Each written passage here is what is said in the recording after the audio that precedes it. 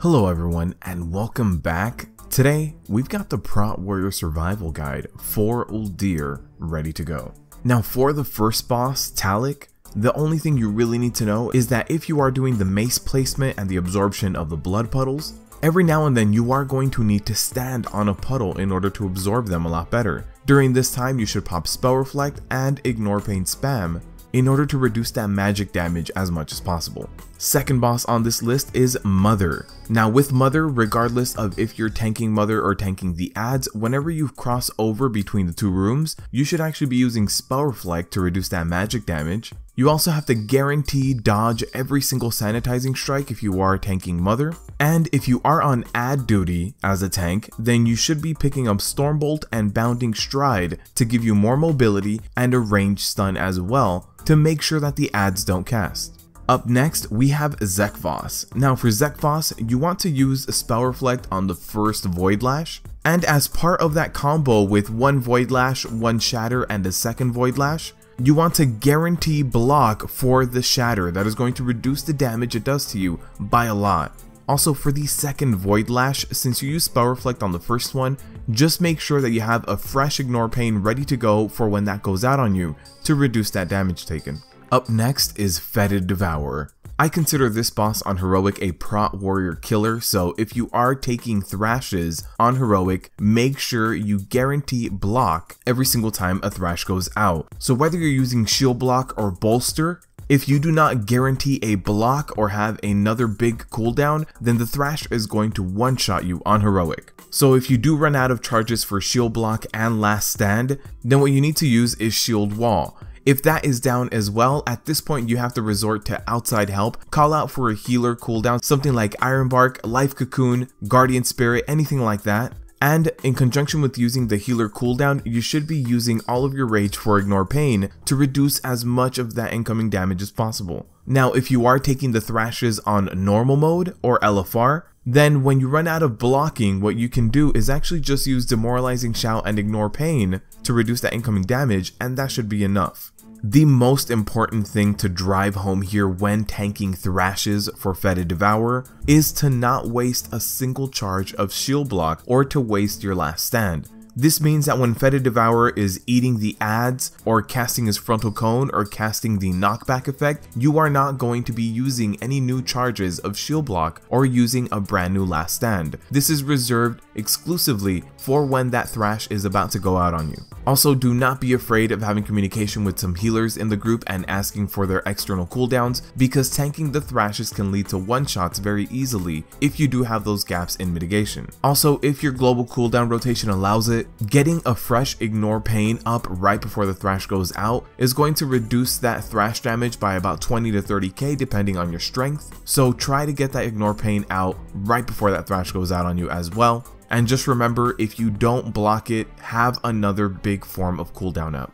Up next, we have Vectis. Now with Vectis, you are going to be doing 2 stacks of the debuff and then taunting off of each other. And the big thing to deal with here is that you are going to be taking the max amount of damage when you have those 2 stacks on you. So once you do have those 2 stacks on you, you want to focus all of your rage into Ignore Pain. Do not use your rage on Shield Block. It is a dot. You cannot block a dot on you. So just focus on Ignore Pain spamming and actually use your Spell Reflect on cooldown when you have those 2 stacks up. If Spell Reflect is on cooldown and you're running low on rage, you can actually use your Shield Wall to reduce that damage as well. Also for phase 2 in this fight, the Liquefy phase, you should be saving your Heroic Leap in order to place yourself in a better position in case your group needs it. Up next, we do have Zul Reborn. If you are tanking the Crushers, what you need to do is make sure that you have Shield Block up for that Bloody Cleave every time it goes out, since it is going to be doing a big burst of damage. And you are going to want to Heroic Leap out into the edge of the arena when that Crusher is at 90 energy.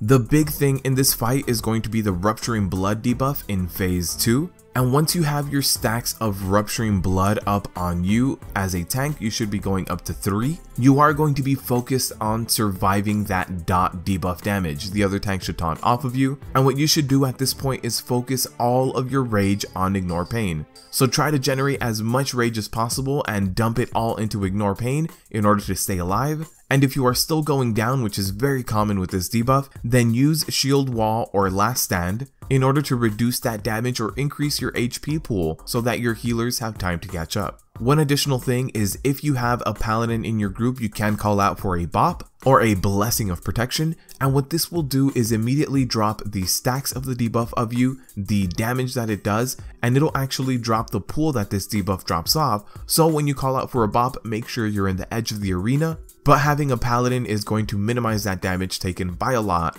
by being able to drop the stacks completely.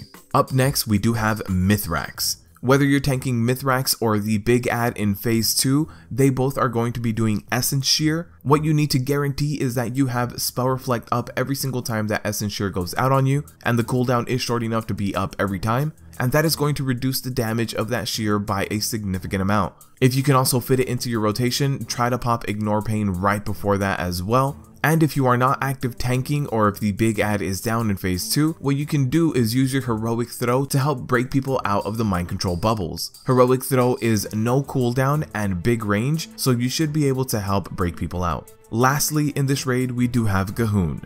If you are tanking the Dark Young in phase 1, you have to guarantee a block for that massive smash. The massive smash is going to be doing big damage to you, and if you do not guarantee a block, a massive smash and an explosive corruption on you can lead to a death. So just make sure you have block up for every single massive smash.